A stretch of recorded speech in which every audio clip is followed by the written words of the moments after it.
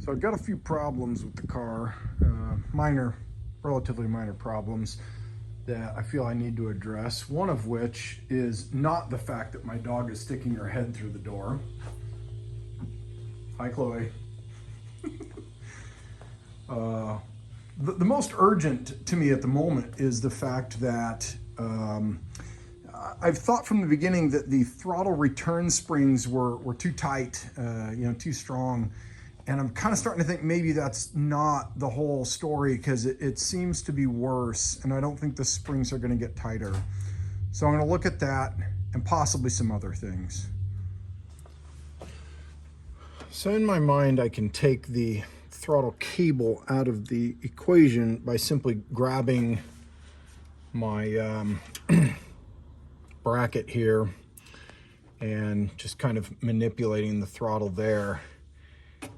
And it feels like it's just a lot harder to turn than it should be. And so I thought, yeah, these springs are just, just too strong. They're probably not the right springs. That may still be the case. I don't know yet. But lately it's almost been more like it's actually sticking. Like you have to just break past this point. And so I think I need to examine the cable and or the pedal a little bit more closely to see if they might be an issue as well.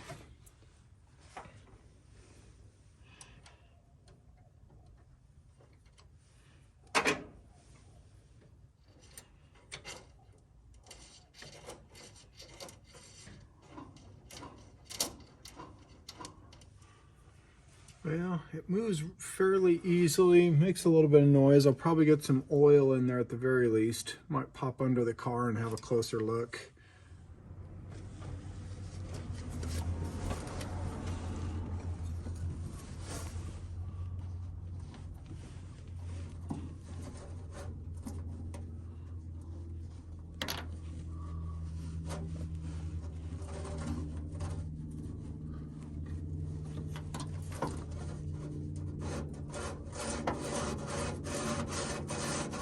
There's definitely resistance in there, but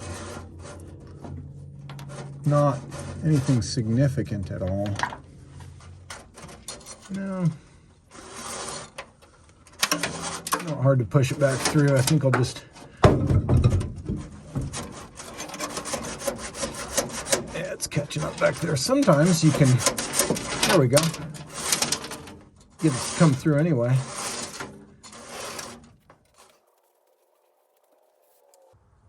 It's pretty cruddy right there. Make it as good as we can.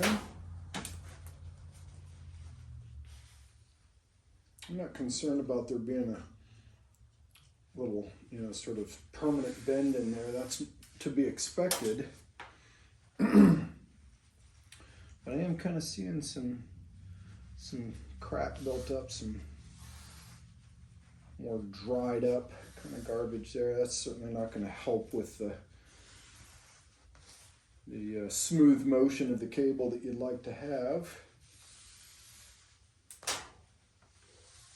Yeah, that feels a lot smoother. All right, I think we're ready to go back in. Keep it off my dirty garage floor. Anyway. So the first couple of feet of cable that I'm going to shove into here is going to be riding in the free air behind the transmission tunnel, and before it reaches the point above the engine where it connects up to the carburetor linkage. So really no point that I see in getting oil on there right away. We just cut. This thing just drips like crazy, so silly. We just kind of get started there and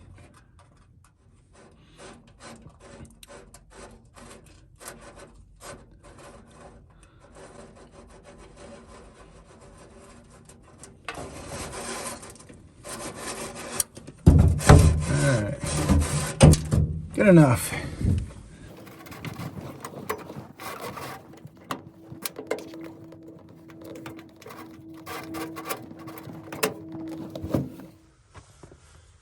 So it's not so challenging from the other side of the transmission to get this cable to poke through this space between the rear shroud here and the firewall. But what is a little bit more challenging is to get it to come right through that little hole right there. And I'm just going to see if it's possible that I can push this back and kind of get it down into that hole from this side. I don't have a lot of hope that it's going to work out, but I'm willing to just give it a shot here real quick.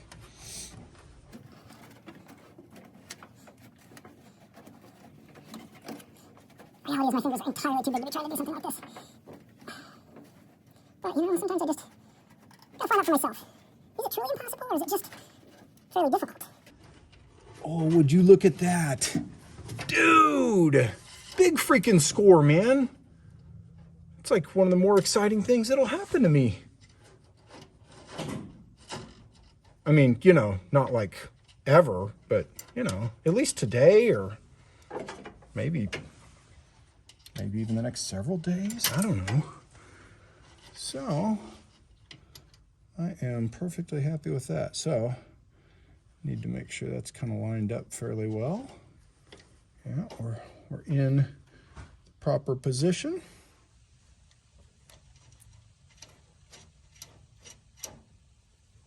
Let's tighten this bad boy up. Be ready to ride. So another little issue I've got is this choke valve likes to be a little on the sticky side. And, the reality is I've got a rebuild kit for each of these carburetors sitting in my house, ready to go. So I'm not going to put a ton of effort into this, but I've been inside of here before and been able to kind of loosen things up a little bit, just get them a little bit better in the meantime. So I figure I'll do the same thing again.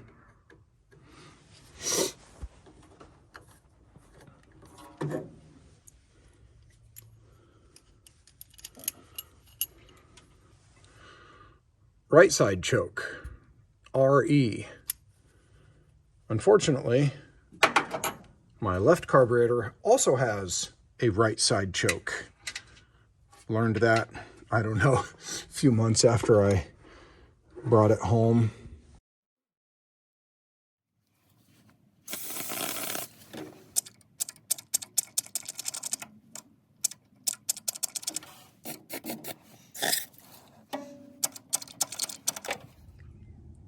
So I always like to do a little sanity check at the end when I'm in here and getting ready to put stuff back together. The synchronization of the carburetors is very important, and it's worth noting that you follow this linkage over, and it connects right here, and so you can kind of grab the linkage and start to spin it, and you'll kind of see that starting to move, and you can come over here and make sure that it's starting to move, at the same time, right? But actually, that's not what's important. What you really want, more so than that, is to make sure that this valve down here, you see that ball joint down there, there's a little bit of slop in there.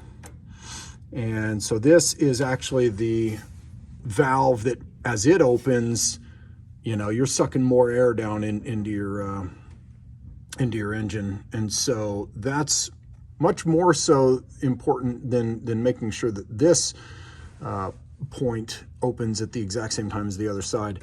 That's really what you're looking for. And as your linkage gets older and sloppier, that's not always going to be the same thing. But before we get to the driving, I'm going to show you my other problem, which is, all right, let's get left turn, right turn, just stays on. All right, so we'll pull the fuse box down, do our first check. Yeah, getting hot where we should. The all-time hot feed. Now, it is this terminal right here that feeds the flasher and some other things. And so I'm just gonna turn my key on. I got nothing. That side I got something. That side nothing. We're getting, of course that's not even anything on that, but in some of these, yeah. But I think that should be hot. And so what I can do, I come to this flasher and verify, yeah, I'm just getting nothing, but it's weird because I am getting lights on the dash. I don't understand why that is. But let's look at our fuses. Ugh, I hate this box. So, all right, that side where the hot side comes in, all good. Oh, that side, not so much. That one's good. That one's good. That one not so much. So, oh yeah. Hopefully you can see that. No bueno. All right, let's find another 10 amp fuse.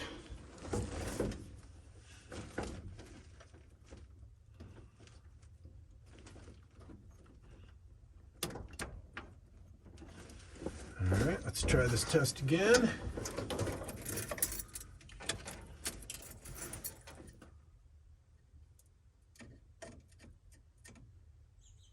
All right.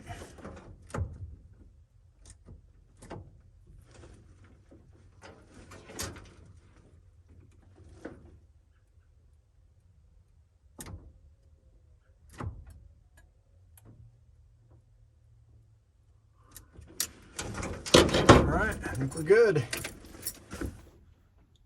All right, moment of truth.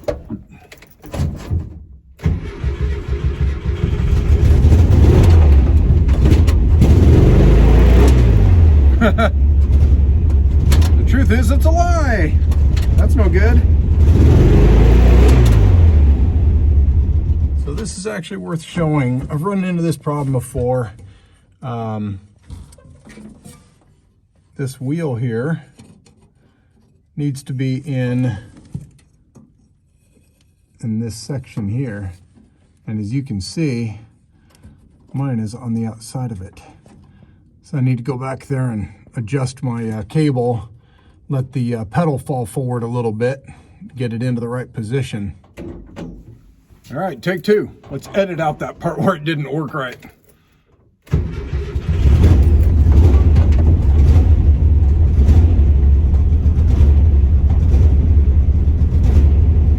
I'll tell you, it does feel smoother already. And of course, since my chokes don't actually work right, kind of got to go through this whole process of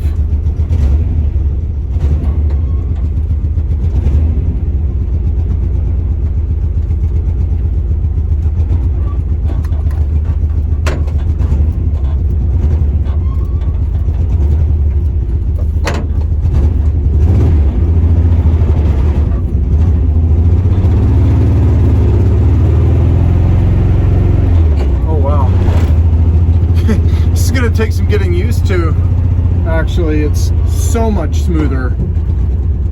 Wow. I mean, I really didn't even feel like there was that much resistance in the cable. Wow, this, yeah, gosh, I'm gonna it's like getting into a whole different car. This will take some getting used to. Yeah, when I was, you know, feeling the resistance in the cable, I just didn't feel like there was that much resistance. And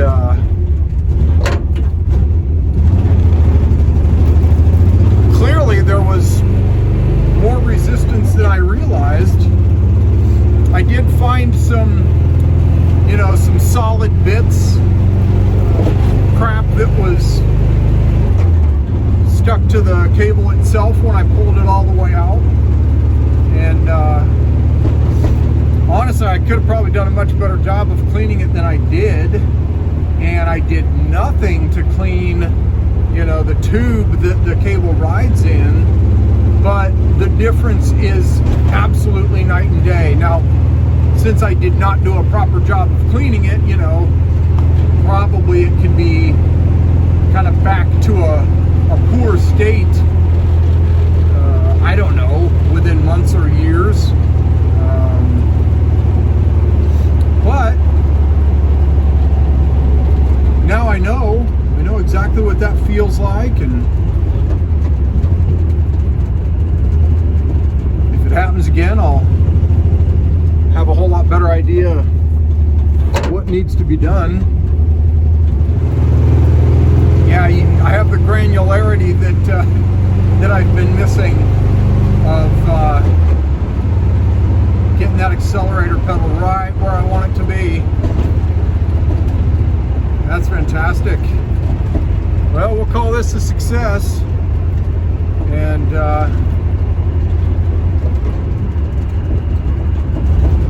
I'll find the next thing to work on.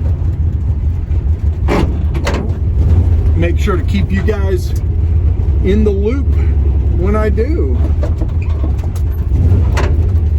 See you next time.